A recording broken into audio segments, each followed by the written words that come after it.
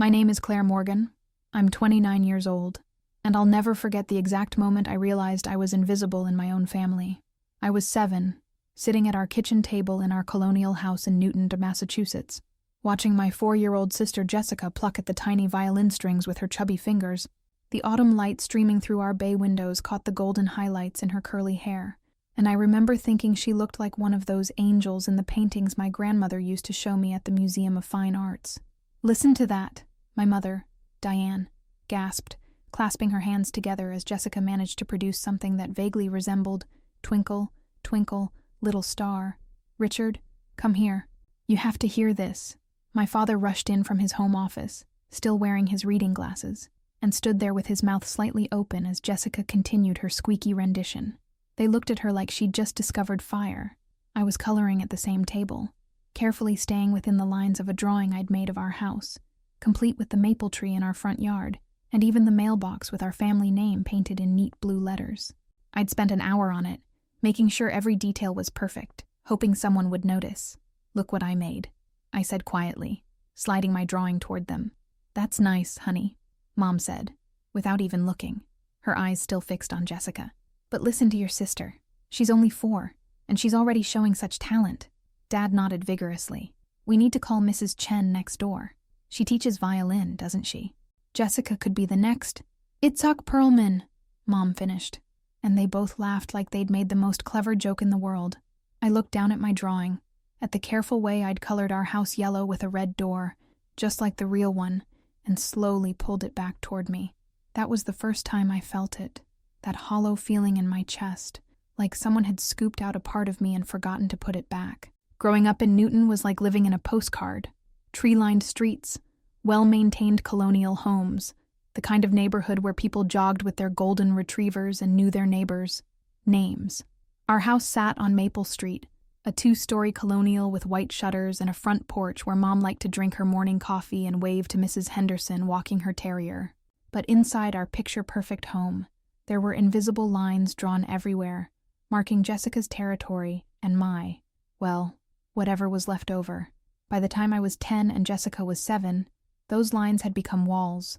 Jessica's room was on the sunny side of the house, with large windows overlooking Mom's flower garden. She had a white canopy bed that looked like something from a fairy tale, walls painted soft lavender, and shelves lined with music books, awards, and photos from her recitals. Her violin case sat on a special stand Dad had built for her, like a shrine to her talent. My room was smaller, overlooking the neighbor's garage. Don't get me wrong, it wasn't terrible. I had a desk where I could do homework, a bookshelf filled with novels I'd collected from library sales, and walls covered with my own artwork and poems. But walking past Jessica's room every morning felt like passing by a museum exhibit titled "The Important Child," while mine would be labeled "The Other One." The piano lessons were the first real test. I'd been begging for them since I was 8, ever since I heard Mrs. Patterson playing Chopin at the school talent show, and felt something stirring in my chest, something that made me want to create beautiful sounds too. "Piano lessons cost money, Claire," Dad said, not looking up from his newspaper. "And Jessica's violin lessons are already quite expensive. But I could take them at school," I pressed. "Mrs. Patterson said she'd teach me for half the price during lunch periods." Mom sighed from where she was packing Jessica's violin case for her lesson with the fancy instructor in Cambridge, the one who charged $200 an hour and had trained students who'd gone on to study at Juilliard. "Honey, you have to understand. Jessica has a gift, a real gift. We can't split our attention and resources when she needs everything she can get to develop her talent properly." I felt that hollow feeling again, deeper this time. What if I have a gift too? They both looked at me then, and I saw something in their eyes that I wouldn't have a name for until much later. Pity. Not the kind you feel for someone who's hurt, but the kind you feel for someone who doesn't understand they're not special. You're very creative, sweetie," Mom said in that voice adults use when they're trying to let you down easy. "Your drawings are lovely, and you write such interesting stories. But Jessica's talent is different. It's the kind that could take her places. Places. As if where I might go wasn't worth considering." That fall, Jessica started taking lessons with Dr. Herman Schultz, a renowned violin instructor who'd taught at the Boston Conservatory. The lessons were in Cambridge, in a brownstone building that looked like something from a European city, with high ceilings and windows that let in golden light that seemed to shine just for music students. I went along to Jessica's lessons sometimes, sitting in the waiting room with its Persian rugs and walls lined with photographs of Dr. Schultz's successful students. I'd bring a book, usually something I'd found at the library, Jane Austen or the Bronte sisters, and try to lose myself in stories of other people's lives while listening to the muffled sound of violin scales drifting from the practice rooms. One Thursday afternoon in October, while Jessica was working through a Bach piece that Dr. Schultz said showed remarkable promise for someone so young, I noticed a woman about my mother's age crying quietly in the corner of the waiting room. She was holding a cup of coffee that had gone cold, staring at the photos on the wall. "Are you okay?" I asked, setting down my copy of Pride and Prejudice. She looked at me with red-rimmed eyes and managed a weak smile. "I'm sorry, honey. I didn't mean to disturb your reading." "You're not disturbing me. Are you waiting for someone too?" She nodded toward the practice rooms. "My son David. He's been studying with Dr. Schultz for 3 years now. And today Dr. Schultz told him he doesn't think David has what it takes to pursue music professionally." I felt my stomach drop. "I'm sorry. The thing is," she continued, and I could tell she needed to say this to someone, even a 10-year-old stranger. "David loves music more than anything in the world. He practices 3 hours a day. He dreams about it. He talks about nothing else. But apparently, love isn't enough." I thought about that conversation for weeks afterward. Love isn't enough. What did that mean for people like me, who loved things deeply but maybe weren't prodigies? What did it mean for David, who'd poured his heart into something only to be told his heart wasn't the right size or shape? Jessica's talent continued to bloom like Mom's prize-winning roses. By the time she was 9, she was performing solo pieces with the Newton Youth Orchestra. Local newspapers started running articles about the young violin virtuoso from Maple Street, complete with photos of Jessica in her concert dress, holding her violin like it was made of spun gold.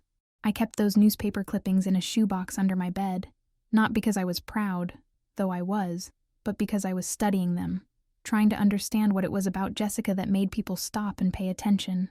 What was it about her that made strangers want to write articles and take photographs? What did she have that I didn't? The answer came to me during one of her performances at the Newton Community Center. I was 12, sitting with my parents in the front row, watching Jessica play Vivaldi's Spring from the Four Seasons. Her bow moved across the strings like she was painting with sound, and the music that came out was so beautiful it made people cry. But it wasn't just the music. It was the way she looked while she played, completely absorbed, like she and the violin were having a private conversation that the rest of us were lucky enough to overhear. It was the way she seemed to disappear into something larger than herself, something that transformed not just her, but everyone listening. That's when I understood. Jessica didn't just play music. She became it, and people were drawn to that transformation, that ability to transport them somewhere else for a few minutes. I looked down at my hands, at the calluses on my fingertips from writing in journals and drawing in sketchbooks, and wondered what I became when I did the things I loved. Did I disappear into my stories the way Jessica disappeared into her music? Did anyone else notice when I did? After the concert, during the reception in the community center's fellowship hall, I overheard a conversation that would stick with me for years. "The Morgans are so lucky," Mrs. Patterson was saying to a group of other parents, all of them holding plastic cups of punch and paper plates with cookies. "Having a child with that level of talent, it must be such a gift." "I heard they're already talking about sending her to pre-conservatory programs," another parent added. "Can you imagine? She's only 9. What about the other daughter?" someone asked. "Claire, right? What does she do?" There was a pause, and I stopped pretending to arrange cookies on my plate so I could listen more carefully. "Oh, Claire's a sweet girl," Mrs. Patterson said. "Very bright, good student. She writes, I think, or draws. Something artistic. But, not like Jessica. Not like Jessica." Those 3 words followed me home that night, echoing in my head as I lay in my regular bed in my regular room, staring at my regular ceiling. Not like Jessica, who was extraordinary. Not like Jessica, who was special. Not like Jessica, who mattered. I was 12 years old, and I was already learning to make myself smaller, to take up less space, to need less attention. I was learning that in a family with one shining star, everyone else becomes part of the background, providing contrast to make that star appear even brighter. But late at night, When the house was quiet and I could hear Jessica practicing scales in her room, I would pull out my journal and write stories about girls who discovered they had their own kind of magic. Quiet magic. The kind that didn't need an audience to be real. I wrote about characters who learned that being different from everyone else in your family didn't mean being less than everyone else. I didn't know it then, but I was already building the foundation for the person I would become. Every story I wrote in secret, every drawing I completed without showing anyone, every book I read cover to cover in the corner of our living room while Jessica's violin filled the house with beautiful sound. All of it was preparing me for the moment when I would finally understand that my voice mattered too. But first, I had to survive 16 more years of being not like Jessica. And some of those years would test everything I thought I knew about family, love, and my own worth. The hardest part wasn't even the big moments, the obvious comparisons. It was the daily paper cuts of being the afterthought child. The way conversations stopped when I entered a room not because I was interesting, but because I wasn't. The way family photos were arranged with Jessica in the center and me somewhere to the side. The way my parents' eyes would light up when Jessica walked into a room and remained steady, pleasant, but unremarkable, when I did the same. But I was resilient in the way that children who learn early, they can't rely on external validation, often are. I became my own best company, my own biggest fan, my own source of approval. I collected stories like some kids collected baseball cards, treasuring each one, turning them over in my mind until their edges were smooth and familiar.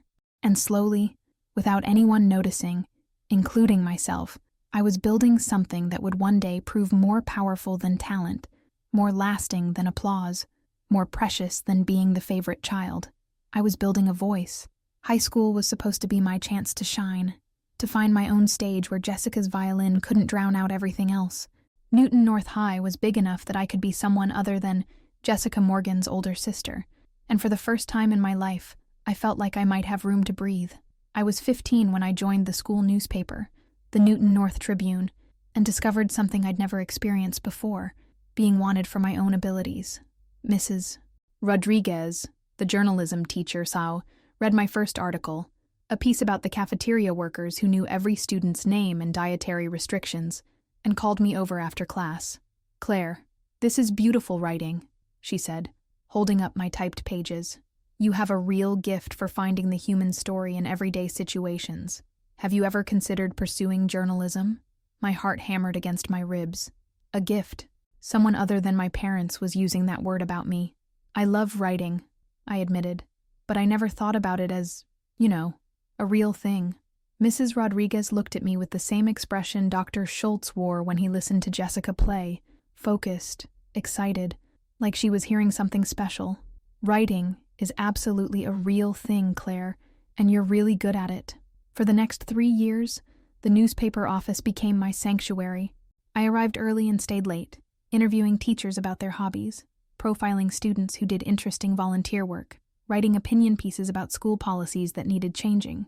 I covered basketball games and theater productions, school board meetings and fundraising drives. Every byline with my name felt like a small victory, proof that I existed and had something worthwhile to say. But at home, my newspaper articles were like whispers in a room full of symphony music. "That's nice, Anne, honey," Mom would say, glancing at the article I'd left on the kitchen counter before turning back to Jessica. "Jess, don't forget, your recital is this Saturday. We need to make sure your dress is pressed." Jessica was 16 now, and her talent had grown into something that commanded serious attention. She was principal second violin with the Boston Youth Orchestra, had won regional competitions, and was already being courted by pre-conservatory programs. Our house had become a pit stop for violin teachers, accompanists, and other musical families whose entire lives revolved around their children's instruments. I learned to navigate around music stands in our living room, to eat dinner to the soundtrack of scales and arpeggios floating down from Jessica's room, to fall asleep to the sound of her practicing pieces I couldn't pronounce but had heard so many times I could hum along. "Your sister is really something special," became the standard greeting from neighbors, teachers, family friends. They'd say it to me like it was good news I should be proud of, like basking in her reflected glory was enough, and maybe it should have been. Maybe I should have been satisfied being the supportive older sister, the one who cheered from the audience and helped carry music stands. Maybe there was something wrong with me that I wanted my own spotlight, my own recognition, but I couldn't help noticing how different our worlds were becoming. When Jessica needed a better violin, Dad spent weeks researching luthiers and drove to New York City to visit specialized shops, finally spending $12,000 on an instrument made by a craftsman whose name I still can't spell. When I needed a laptop for my journalism work, I babysit for the Hendersons every weekend for 4 months to save up for a used one from the electronics store. When Jessica's orchestra performed at Symphony Hall, the whole family attended, along with both sets of grandparents, and afterward we went to an expensive restaurant in the North End, where Dad ordered champagne to toast her performance. When my article about the town's homeless shelter won a regional high school journalism award, Mom mentioned it briefly during dinner between discussing Jessica's upcoming masterclass and Dad's work presentation. The summer before my senior year, Jessica was accepted to the prestigious Tanglewood Music Festival in the Berkshires. It was a 6-week program that would cost nearly $8,000, not including the additional private lessons Dr. Schultz recommended she take beforehand. "It's an investment in her future," Dad explained to me when I asked why we couldn't take our usual family vacation to Cape Cod that year. "This could open doors to the best conservatories in the country." I understood. Of course I understood. Jessica's talent was rare, and opportunities like Tanglewood didn't come along often. But understanding didn't make it hurt less when I had to turn down the summer journalism intensive at Boston University because the family budget was stretched too thin. "Maybe next year," Mom said, not meeting my eyes. Instead, I spent that summer working at the Newton Public Library, shelving books and helping elderly patrons navigate the computer system. It wasn't glamorous, but I loved being surrounded by thousands of stories, loved the quiet concentration of people lost in their books, loved the way Mrs. Chen, the head librarian, trusted me with organizing the teen reading programs. "You have such a way with the kids," she told me one afternoon as I finished leading a creative writing workshop for middle schoolers. "Have you thought about teaching?" Teaching. I hadn't, but as soon as she said it, something clicked into place. I thought about Mrs. Rodriguez and how she'd made me feel seen and valued, about how good it felt to help those kids find their own stories to tell. "I think I'd like that," I said. "You should consider studying education in college. Maybe English education, given how much you love literature and writing." College. The word that had been dancing around our house for months, but only in relation to Jessica's future. She was being recruited by conservatories, had already visited Juilliard and the New England Conservatory. Her guidance counselor had told my parents she was conservatory material, which apparently was like being called Olympic material in the music world. My own college plans felt less like plans and more like hopes I was afraid to voice out loud. I wanted to study English literature, maybe journalism, at a school with a good writing program. I'd been looking at state schools, knowing that whatever wasn't covered by financial aid and scholarships would have to come from my own savings. The conversation I'd been dreading finally happened on a cold evening in February of my senior year. I'd just received my acceptance letter from UMass Amherst with a partial scholarship for their English program, and I was sitting at the kitchen table with my parents, trying to work out the financial details. So with the scholarship and what I've saved from working, I'd still need about $8,000 a year, I explained, spreading the paperwork across the table. I could take out student loans for some of it, and maybe work more hours. Dad was looking at the numbers with the same expression he wore when reviewing quarterly reports for his accounting firm. Mom was folding laundry, but I could tell she was listening. $8,000 a year, Dad repeated. Over 4 years, that's $32,000. I know it's a lot, I said quickly. But I've been accepted to the honors program, and they have an excellent journalism department. Mrs. Rodriguez thinks I could get internships that might lead to job opportunities after graduation. Mom set down the towel she was folding. Honey, you know this is Jessica's conservatory year. We've already committed to Juilliard's pre-college program, and she'll need private lessons, competition fees, audition travel. My stomach began its familiar descent toward my shoes. I understand that Jessica's expenses are important, I said carefully, but I hoped that my education would be important too. There was a silence that stretched too long, filled only by the sound of the dishwasher running and Jessica practicing Brahms upstairs. Of course your education is important, Dad said finally, but we have to be realistic about family resources and, he paused, seeming to search for the right words, about where those resources can make the biggest impact. The biggest impact, not on me, apparently. What if I went to community college for 2 years first? I suggested, hating how desperate I sounded. And that would cut the cost in half, and I could transfer to UMass as a junior. Mom and Dad exchanged a look, one of those wordless marital communications that children become experts at reading. That might be the most practical option, Mom said gently. Newton Community College has a good program, and you could live at home, save money, live at home. Watch Jessica's senior year unfold like a red carpet rolling out toward her glittering future, while I took basic classes at a commuter school and tried to pretend I was okay with being the practical choice in a family that only invested in the spectacular one. I nodded, not trusting myself to speak, and gathered up my acceptance letters and financial aid papers. Upstairs, Jessica was working through a particularly challenging passage, playing the same few measures over and over until they were perfect. The sound followed me to my room, where I sat on my bed and stared at the UMass acceptance letter until the words blurred together. That night, I called my best friend Sarah and told her about the college conversation. Sarah was headed to Emerson College in Boston to study communications, and her parents were throwing her a graduation party to celebrate. "That's so unfair, Claire," she said, and I could hear the genuine anger in her voice. "You work just as hard as Jessica does. Your writing is amazing. You deserve to go to the school you want. It's just how it is in my family," I said, surprised by how tired I sounded. "Jessica's the special one, and I'm the practical one." "That's bullshit," Sarah said fiercely. "You're special too. You just have a different kind of talent." I wanted to believe her. I tried to believe her. But after 17 years of being the supporting character in the Jessica Morgan show, it was hard to imagine myself as the protagonist of anything. Community college wasn't terrible. I told myself this every morning as I drove the 15 minutes from home to the Newton Wellesley campus, parking in a lot full of other students who were there because it was affordable, practical, or their only option. My professors were dedicated and knowledgeable. My classmates were diverse and interesting, and I was getting a solid education. But every time I saw Sarah's Instagram posts from Emerson, photos of her in the campus radio station, articles she'd written for the college newspaper, pictures of her and her roommate exploring Boston, I felt that familiar hollowness in my chest. The worst part was how my parents talked about my choice, like I had made a wise and mature decision rather than the only decision available to me. "Claire's being so smart about this," Mom would tell her friends. "Starting at community college, saving money, being practical. Not everyone needs to go away to school right after high school." They weren't wrong. I was being practical. But I'd spent my whole life being practical while Jessica got to be extraordinary, and I was starting to wonder if practical was just another word for not worth investing in.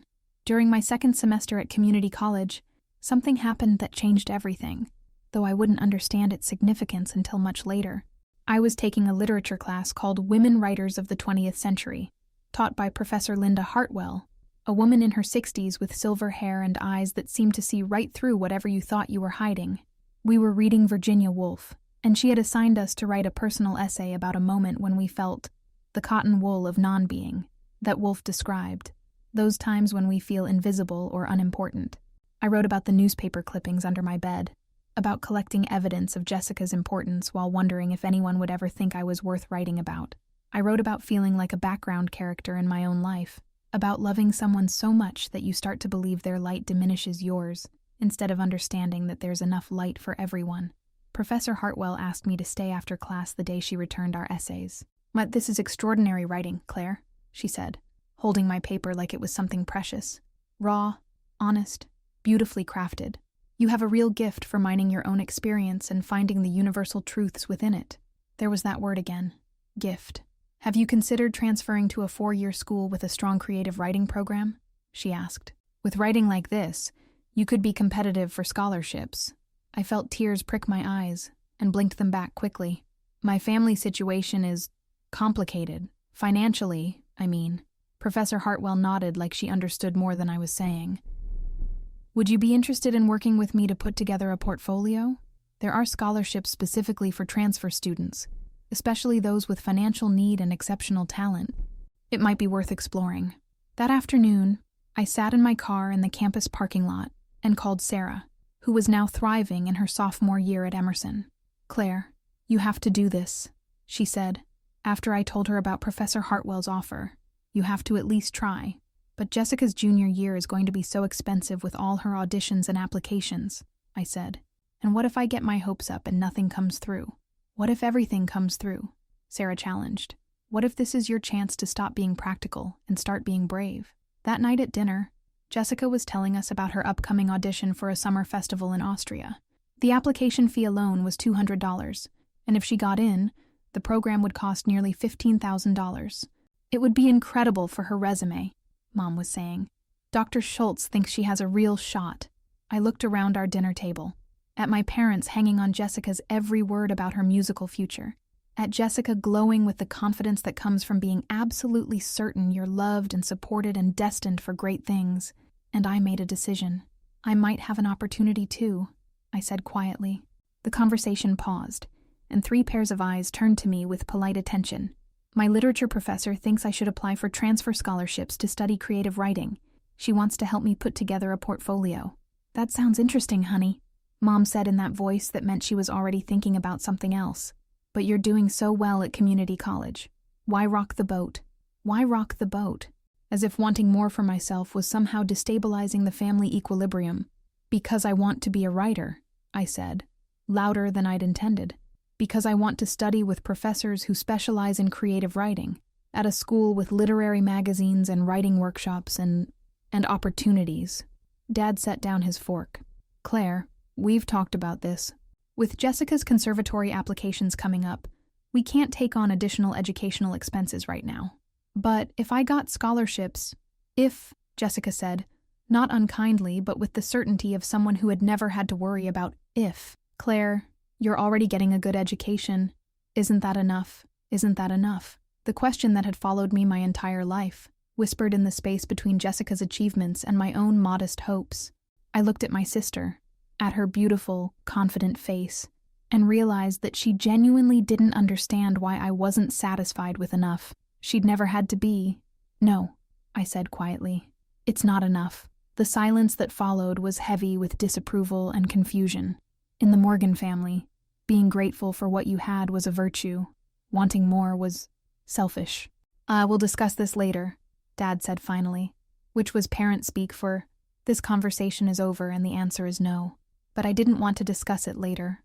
I was 19 years old, and I was tired of being the daughter who asked for scraps and was told to be grateful for them. I'm going to apply anyway, I said, standing up from the table. With or without your support. I left them sitting there in shocked silence and went upstairs to my room, where I pulled out my laptop and began researching creative writing programs that offered generous financial aid to transfer students. It was the first time in my life I'd ever chosen my own dreams over my family's comfort. It felt terrifying and exhilarating and absolutely necessary. I didn't know it yet, but it was also the first step toward the moment that would change everything between us. The moment when they would finally say out loud what I'd always known they believed, and I would finally find the courage to prove them wrong. The words that would haunt me for years were spoken on a Tuesday evening in March, during what should have been an ordinary family dinner. I was 21, in my final semester at Framingham State University, where I'd transferred after winning a combination of scholarships that Professor Hartwell had helped me apply for. Jessica was 19, a sophomore at the New England Conservatory, living her dream in a practice room that cost more per semester than most people's cars. I'd driven home from campus that afternoon bursting with news. Dr. Patricia Winters, my creative writing professor, had just told me that my short story collection had been accepted for publication in the university's prestigious literary journal. But more than that, she'd submitted one of my pieces to a national undergraduate writing contest, and it had won second place along with a $500 prize and publication in a literary magazine that reached thousands of readers. This is the kind of recognition that opens doors, Claire, Dr. Winters had said, her eyes bright with excitement. Graduate programs will notice this. Publishers will notice this. You're becoming a real writer. A real writer. The words sang in my chest as I pulled into our familiar driveway on Maple Street, past the same mailbox I'd drawn so carefully as a 7-year-old, up to the same front door where I'd spent my childhood hoping someone would notice what I'd created. Mom was in the kitchen preparing dinner, her famous pot roast with roasted vegetables, the meal she always made when she wanted the house to feel warm and welcoming. Jessica was home for spring break, and the dining room table was already set with the good china, the kind we used for special occasions. Perfect timing, Mom said as I walked in, dropping my backpack by the door. Dinner's almost ready. How was your drive? Actually, I have some really exciting news, I began, but Dad was already calling from the living room. Girls, come in here for a minute. Jessica has something to tell us. Jessica was sitting on the couch, practically glowing with excitement, holding an official-looking letter in her hands.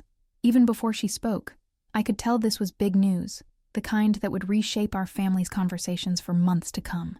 "I got in," she announced, her voice breathless with joy. "I got accepted to the summer program at the Salzburg Festival. Full scholarship." The room exploded with congratulations.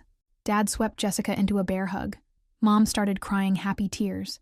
And everyone was talking at once about how incredible this was, how prestigious, how this would look amazing on her graduate school applications. "The Salzburg Festival," Mom kept repeating, like she couldn't quite believe it. "Jessica, honey, this is what Dr. Schultz has been preparing you for since you were 12. And it was incredible." I knew enough about classical music by now to understand that the Salzburg Festival was one of the most prestigious music events in the world, that being selected for their Young Artist program was like being chosen for musical Olympics. Jessica deserved this recognition, had worked impossibly hard for it, and I was genuinely proud of her. But standing there in our living room, watching my family celebrate Jessica's triumph, I felt that familiar tightness in my chest, the feeling of being happy for someone while simultaneously disappearing. "That's amazing, Jess," I said, and I meant it. "You must be so proud." She beamed at me, and for a moment, it was just two sisters sharing a happy moment. "Thanks, Claire. I still can't believe it's real." "Well, we need to celebrate," Dad declared. "This calls for champagne with dinner." As we moved to the dining room, I tried to find the right moment to share my own news, but the conversation kept flowing around Jessica's acceptance, what this meant for her future, which professors she'd work with, how this would enhance her conservatory experience.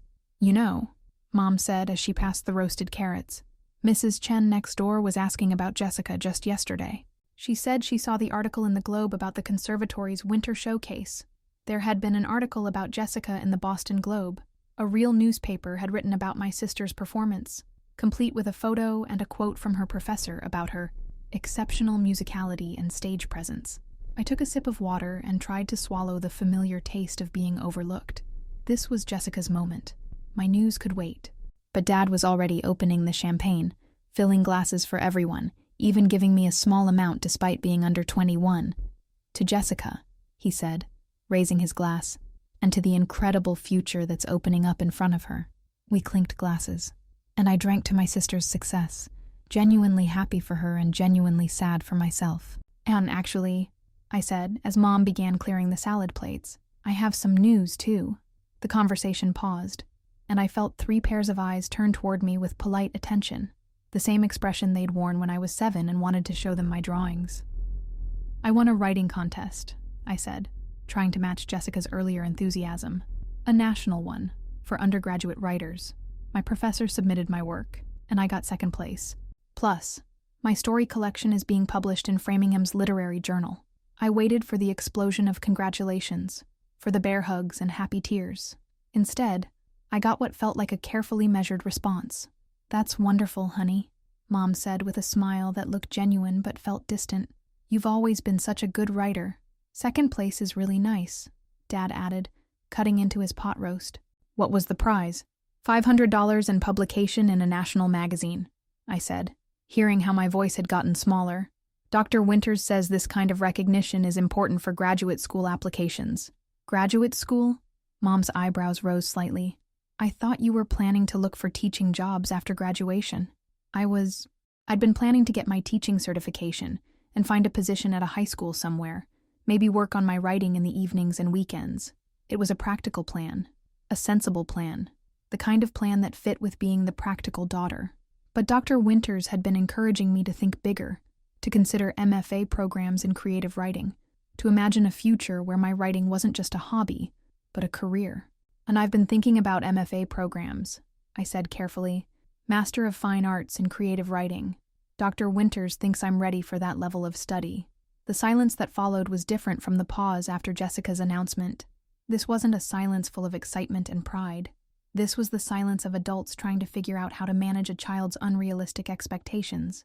"Claire," Dad said finally, setting down his fork, "graduate school is expensive and competitive. Wouldn't it make more sense to get established in a career first?"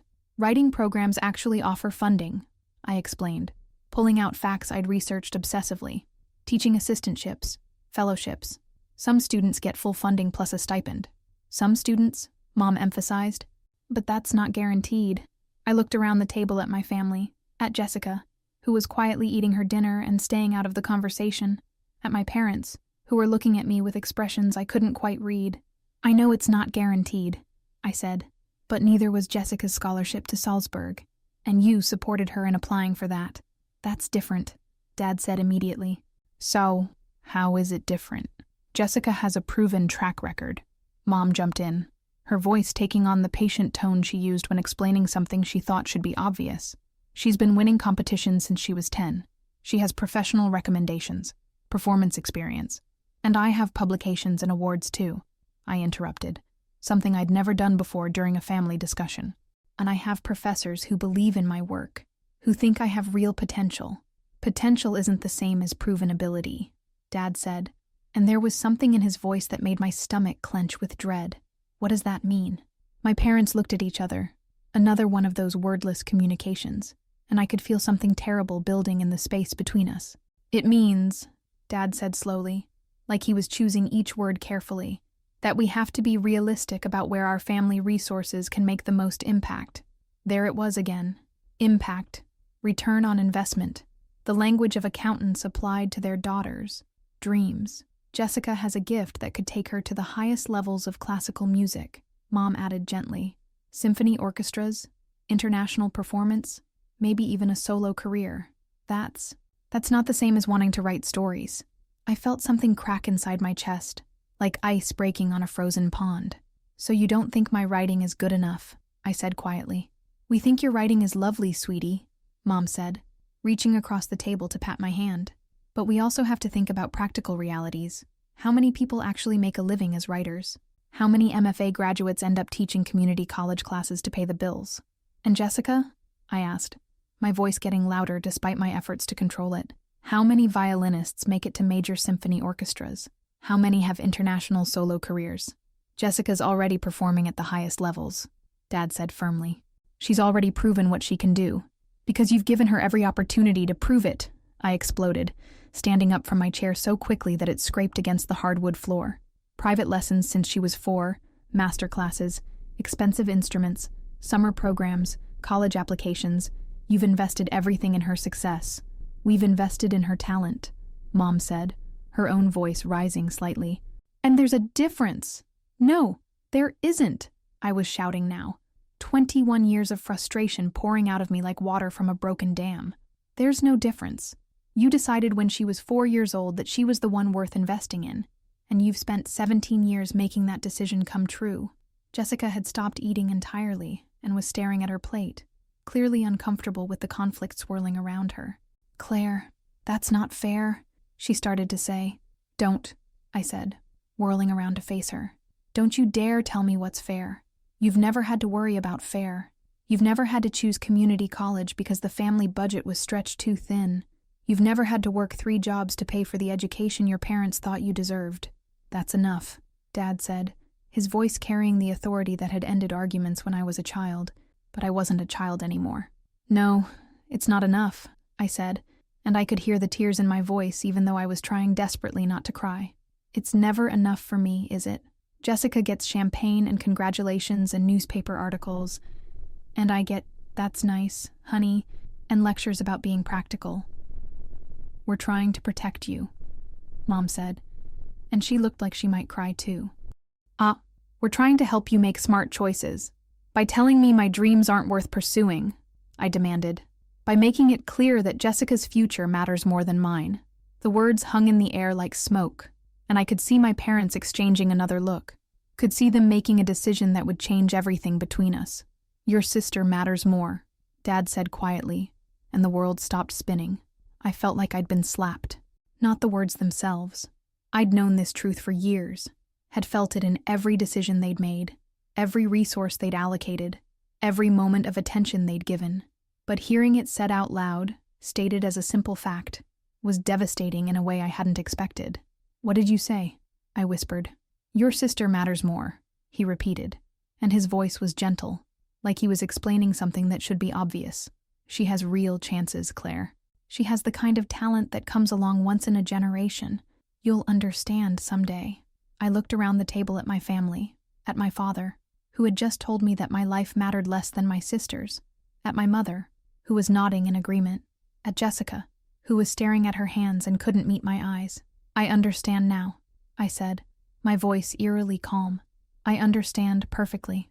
I walked out of the dining room, out of the house, and got in my car. I drove aimlessly through Newton's familiar streets, past the library where I'd worked that summer, past the high school where I'd discovered my love for journalism, past all the landmarks of a childhood spent trying to be worthy of the love that came so easily to my sister. I ended up at the reservoir, sitting in my car in the empty parking lot, watching the last light fade from the sky. My phone buzzed with texts, from Mom asking where I was, from Jessica saying she was sorry, from Dad telling me to come home so we could talk about this like adults. But I wasn't ready to talk. I wasn't ready to be reasonable or practical or understanding. For the first time in my life, I was ready to be angry. "Your sister matters more." The words played on repeat in my head as I sat there in the dark, watching stars appear one by one over the water. Your sister matters more because she's talented in a way that gets attention, in a way that brings prestige to the family name, in a way that makes for good dinner party conversations. And me? I was the other daughter, the practical one, the one who should be grateful for whatever scraps of attention and resources were left over after Jessica's needs were met. I drove home after midnight, letting myself into the dark house as quietly as possible.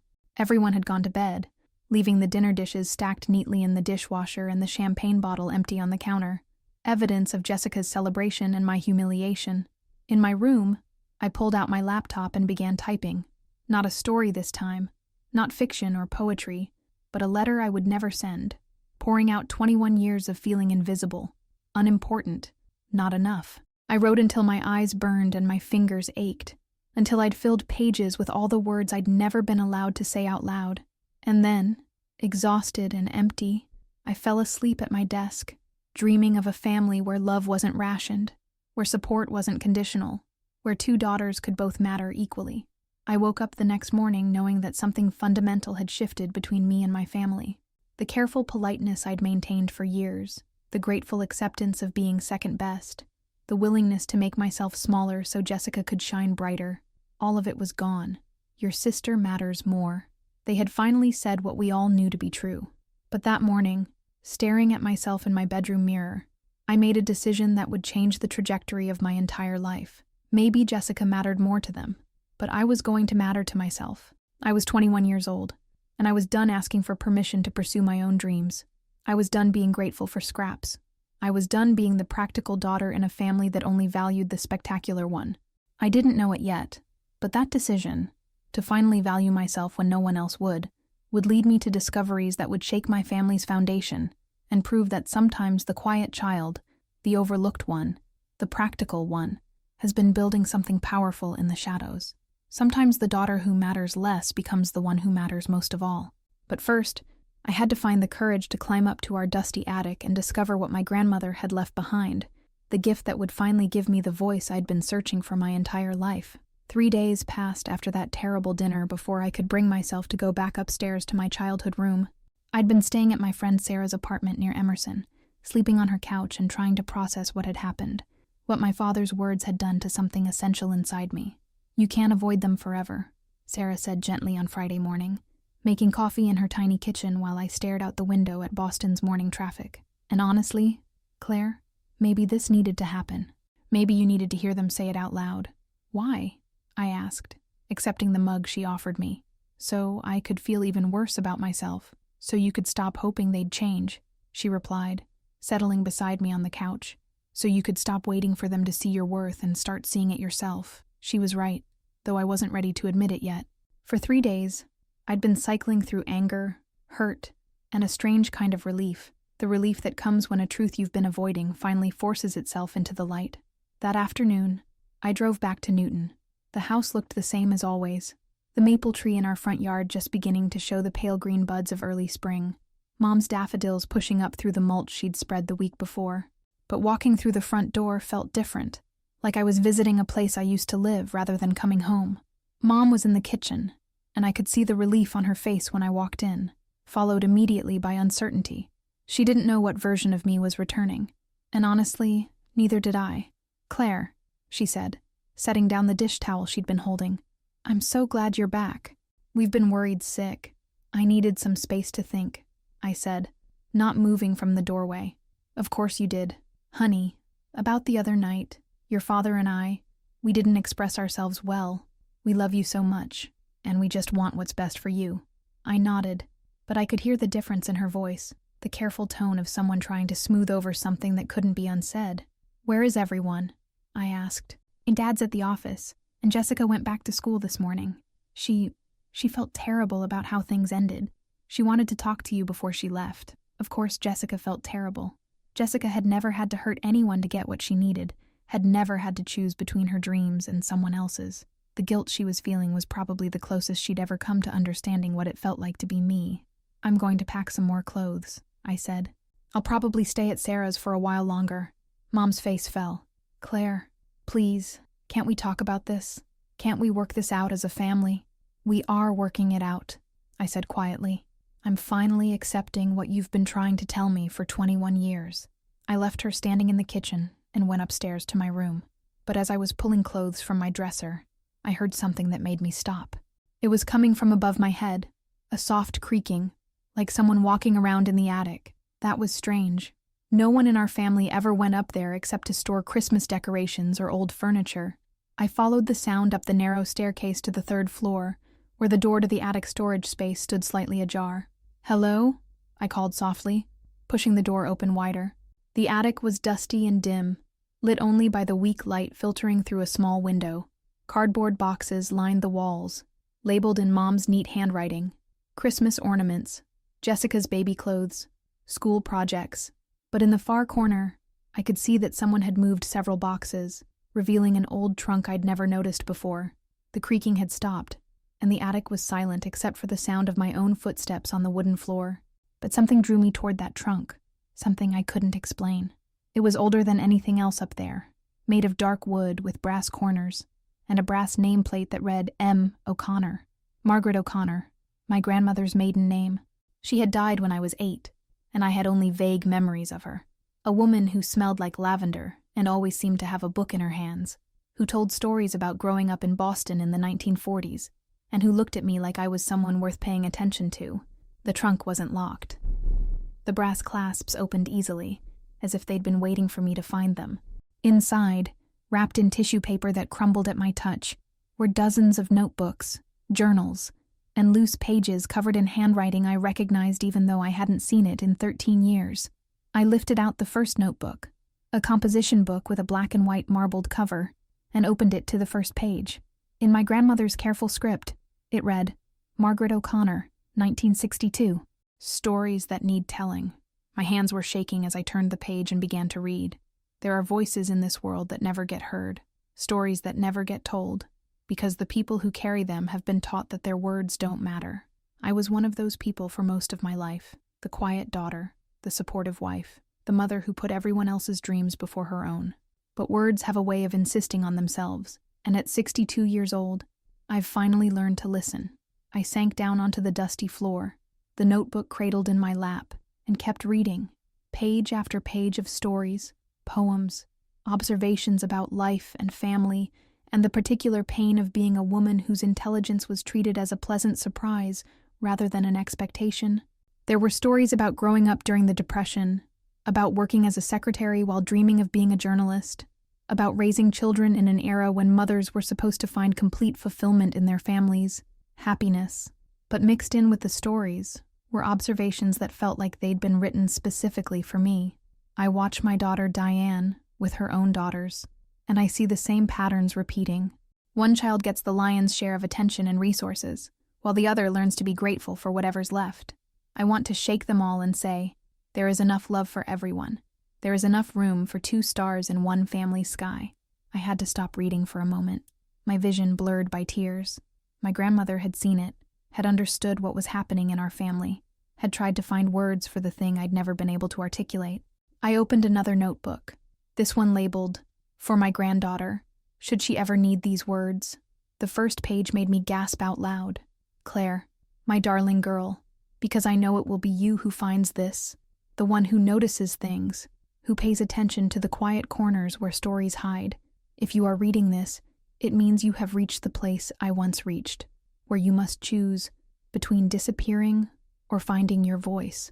How had she known? How had she known it would be me, that I would be the one searching for something I couldn't name, the one who would need these words like water in a desert? I spent 40 years believing that my voice didn't matter, that my stories weren't important enough to tell. I taught school for 35 years, touching hundreds of lives, but I kept my real writing hidden away like something shameful. I told myself that Robert's work was more important, that my daughter's needs came first, that there would be time for my dreams later, always later. But later became never, and never became a kind of dying. So at 60, I started writing again. I started believing that my voice mattered, that the stories only I could tell were worth telling. I started understanding that honoring your own gifts isn't selfish, it's essential. Claire, you have inherited my hands, my eyes, my way of seeing the world and finding the words to describe it. But more than that, you have inherited my choice. Will you spend your life believing that other people's dreams matter more than yours? Or will you claim your place in the world and insist on being heard?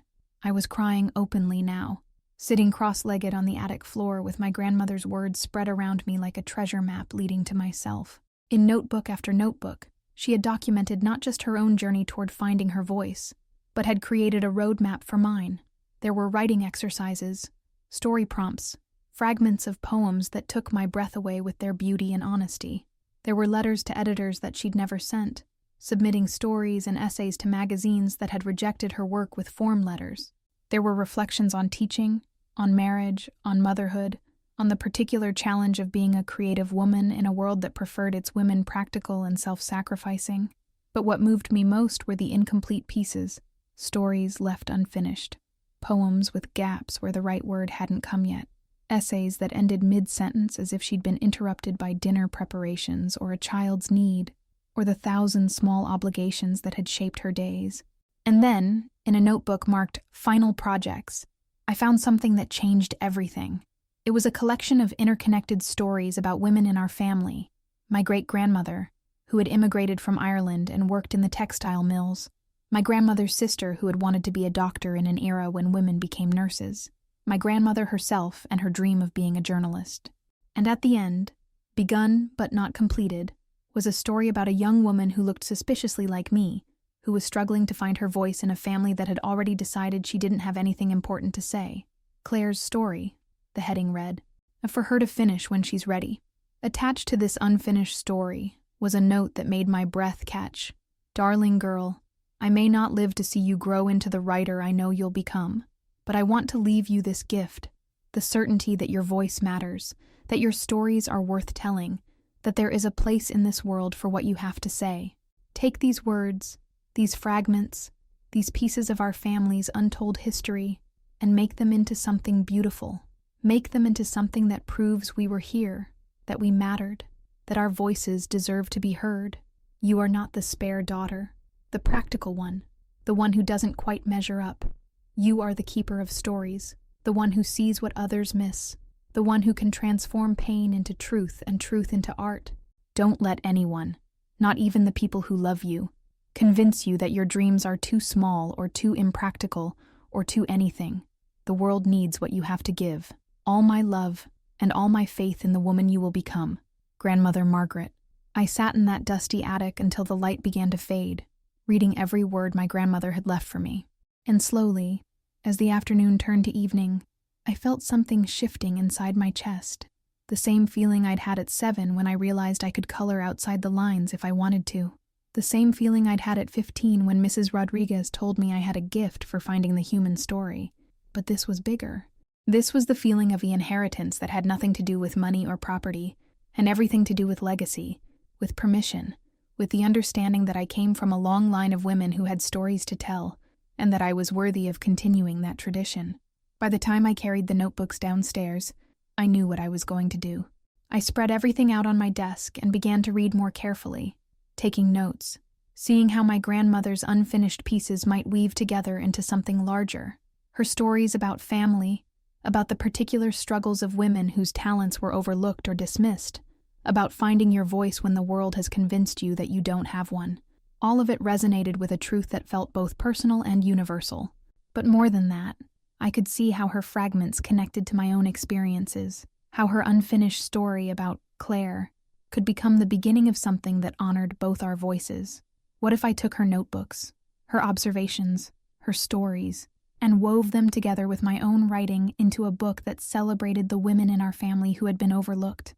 What if I could create something that proved our voices had always mattered, even when no one was listening? For the next 6 months, I threw myself into the project with an intensity that surprised everyone, including myself. I transcribed my grandmother's handwritten pages, organized her stories chronologically, filled in the gaps with my own research about women's lives in different eras. I interviewed elderly neighbors who remembered my grandmother's teaching, tracked down her former students, pieced together the life of a woman who had been much more complex and interesting than the family matriarch I remembered, and I wrote. I wrote connecting essays that bridged her stories with mine, pieces about growing up and her granddaughter, about the ways that creativity and ambition are passed down through generations of women like a secret language. I wrote about the particular pain of being the overlooked child, about the way families unconsciously replicate patterns of favoritism, about the courage it takes to insist on your own worth when everyone around you has decided you don't have much. I wrote about Jessica too, but with compassion rather than resentment. I began to understand that she wasn't the villain in my story. She was just a talented kid who had received the love and support every child deserves. The real issue wasn't that Jessica had gotten too much attention, but that I hadn't gotten enough. The book that emerged was part memoir, part family history, part meditation on creativity and voice, and the importance of honoring overlooked stories. I called it The Unseen Voice, a grandmother's legacy and a granddaughter's journey. And when I finally held the completed manuscript in my hands, 400 pages of stories that had been waiting decades to be told, I felt something I'd never experienced before. I felt proud of myself. Not proud in comparison to Jessica. Not proud because someone else had achieved less, but proud of what I had created through my own effort, my own vision, my own voice. I submitted the manuscript to a small independent publisher in Boston, a press that specialized in women's memoirs and family histories. I didn't tell anyone in my family what I was doing. This was my project, my risk, my dream, and for once in my life, I wanted to see if I could make something happen through my own merit, rather than hoping for approval or support from people who had already decided my dreams weren't worth pursuing. The letter came on a Tuesday afternoon in November. I was in my apartment. I'd moved out of Sarah's place and found my own studio in Cambridge, supporting myself through tutoring and freelance writing. When the envelope arrived with the publisher's return address, my hands shook as I opened it, expecting another polite rejection, another suggestion that my work wasn't quite right for their list. Instead, I found an acceptance letter that began, "Dear Ms. Morgan, we are delighted to inform you that we would like to publish The Unseen Voice. Your manuscript represents exactly the kind of authentic, beautifully crafted narrative we are passionate about bringing to readers." I read the letter 3 times before the words sank in. They wanted to publish my book about my grandmother's overlooked stories, about my own journey toward finding my voice, about the importance of recognizing that every woman's narrative matters. The advance wasn't huge, $5,000, but it was more money than anyone had ever paid me for my writing. More importantly, it was validation that the stories I'd been carrying, the voice I'd been developing, the dreams my family had dismissed as impractical, were actually worth something to the world beyond my own hopes. I called Sarah first, screaming the news into the phone while she screamed back with excitement. Then I called Dr. Winters, my creative writing professor, who cried when I told her about my grandmother's notebooks and how they'd inspired the book. But I didn't call my family, not yet. I wanted to hold this victory to myself for a little while, wanted to experience what it felt like to succeed at something entirely on my own terms before I had to navigate their reactions. The book was published 8 months later, in a small print run with a cover that featured a photograph of hands writing in an old notebook, my grandmother's hands, captured in a photo I'd found among her papers. The publisher arranged for a few readings at independent bookstores around Boston, and I was terrified and exhilarated in equal measure as I stood behind podiums reading excerpts from the book to audiences of 20 or 30 people who had chosen to spend their evening listening to my words. "This is your grandmother's voice and your voice together," one woman said to me after a reading in Harvard Square, tears in her eyes. "I lost my own grandmother last year, And reading this made me wish I'd asked her more about her stories, her dreams, the things she never got to pursue. "You've written something important here," said another reader, an elderly man who reminded me of my grandfather. "Stories like these need to be preserved. Thank you for taking the time to honor them." Each reading, each conversation with readers who found something meaningful in the book, was healing something in me that I hadn't even realized was wounded. For 23 years, I'd been waiting for my family to tell me that my voice mattered. But here were strangers, people who had no reason to lie to me or spare my feelings, telling me that my words had touched them, had made them think about their own families and stories and overlooked dreams. 3 months after publication, I received a call that changed everything. The book had been reviewed in the Boston Globe. Not a big review, just a brief mention in their weekend book section, but a real review in a real newspaper that thousands of people would read. Aka Ain, The Unseen Voice, is a tender and beautifully crafted exploration of how family stories shape us, told with the honesty of someone who has learned to value her own narrative. The review read, "Claire Morgan has created something both deeply personal and universally resonant, a meditation on creativity, family dynamics, and the importance of claiming space for overlooked voices." I was reading the review for the dozenth time, still unable to believe that my name was in the Boston Globe, when my phone rang. It was Mom. "Claire," she said, and her voice was strange, a mixture of surprise, confusion, and something that might have been pride. "Mrs. Patterson just called me. She said she saw a review of your book in the newspaper." I took a deep breath. "Yes, I published a book about Grandmother Margaret's writing, and about us, our family." There was a long pause. I could practically hear her processing this information, trying to fit it into her understanding of who I was and what I was capable of. "You didn't tell us," she said finally. "No, I didn't. Claire, why wouldn't you share something this important with your family?" I thought about all the ways I could answer that question diplomatically, all the ways I could smooth over the hurt and confusion I could hear in her voice. But my grandmother's words were still fresh in my mind, still giving me courage I'd never had before. And because for 23 years, every time I tried to share my dreams with this family, I was told they weren't practical enough, weren't important enough, weren't worth investing in, I said quietly.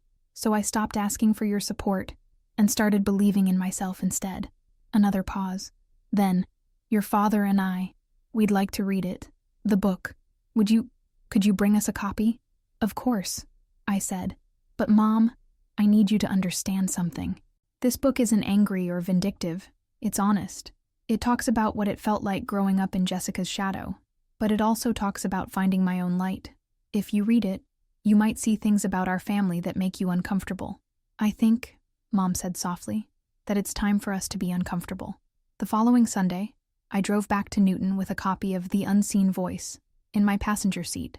The house looked the same as always, but I felt different approaching it, not like the returning daughter hoping for approval, but like an adult woman who had something to offer rather than something to ask for. Dad answered the door, and I could see him taking in the changes in my appearance. I was wearing a dress I'd bought with my advance money, had gotten my hair cut at a real salon, carried myself with a confidence that was new, but growing stronger every day. "Claire," he said, and there was something in his voice I'd never heard before when he said my name. Respect, maybe. Curiosity about who I'd become during the months I'd spent away from them. Jessica was there too, home from conservatory for the weekend, and she looked at me with eyes that held a mixture of guilt and genuine interest. The sister who had always been the center of attention was trying to figure out how to relate to the sister who had found her own spotlight.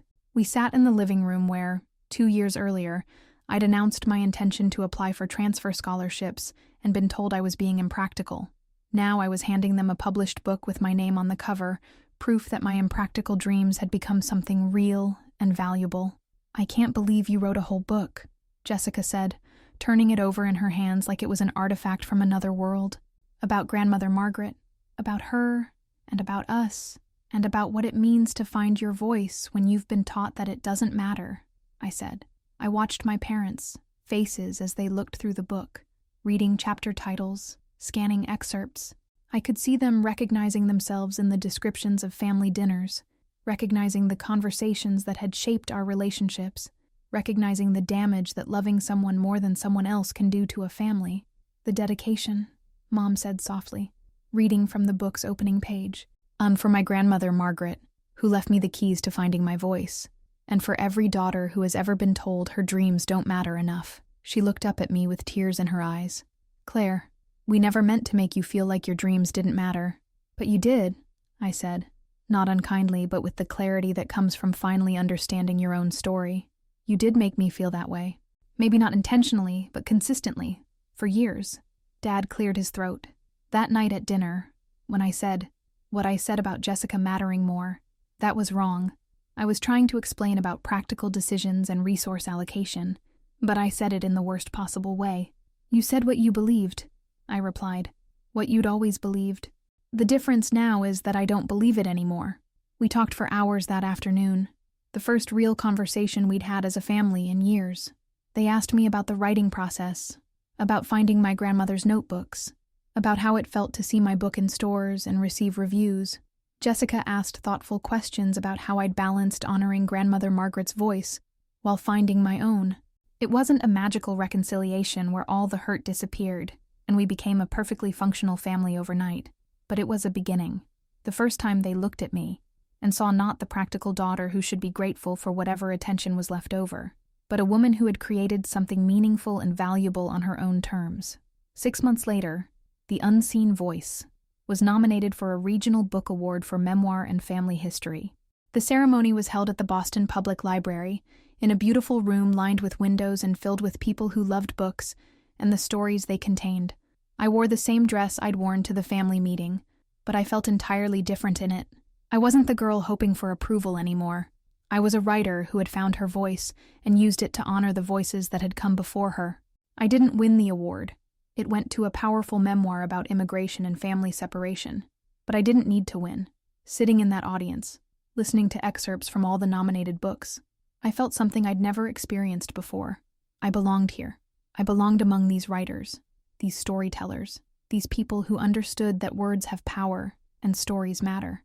My family was there, all of them, sitting in the third row and clapping when my name was called as a nominee. Jessica looked genuinely proud, and my parents looked amazed, maybe, like they were seeing me clearly for the first time and realizing they'd been missing something important. After the ceremony, as we stood in the library's courtyard with wine and cheese and congratulations from other writers, Dad came over to me with an expression I'd never seen on his face before. "Claire," he said, "I owe you an apology. Not just for that night at dinner, but for years of not seeing what was right in front of me. You are remarkable, and your voice matters just as much as anyone else's. I'm sorry it took a published book for me to understand that." I hugged him, and for the first time in my adult life, it felt like he was hugging me back as the person I actually was, rather than the person he thought I should be. The Unseen Voice didn't become a bestseller. It didn't make me famous or wealthy, but it did something more important. It proved to me that my stories were worth telling, that my voice was worth hearing, that the dreams my family had dismissed as impractical were actually the key to becoming who I was meant to be. 2 years later, I'm 25 years old, living in a small apartment in Somerville and working on my second book while teaching part-time at a community college. Jessica is thriving at conservatory, and we've developed a relationship as adults that's based on mutual respect rather than competition. My parents and I talk regularly now, and they ask about my writing with genuine interest rather than polite obligation. But more than any of that, I've learned the most important lesson my grandmother left for me in those dusty notebooks, that honoring your own voice isn't selfish or impractical. It's essential. It's how you claim your place in the world and insist that your story matters too. I keep my grandmother's notebooks on my writing desk now, next to my laptop and the framed photo of her I found among her papers. In the photo, she's young, maybe my age, sitting at a desk with a pen in her hand and a look of intense concentration on her face. She looks like someone who has something important to say and is finally ready to say it. Every morning when I sit down to write, I see that photo and remember her final gift to me. The understanding that we all have stories worth telling, voices worth hearing, dreams worth pursuing. Some of us just have to work a little harder to convince the world and ourselves that we deserve to be listened to. But we do deserve it. We all deserve it. And sometimes, the daughter who was told she didn't matter becomes the one whose voice matters most of all.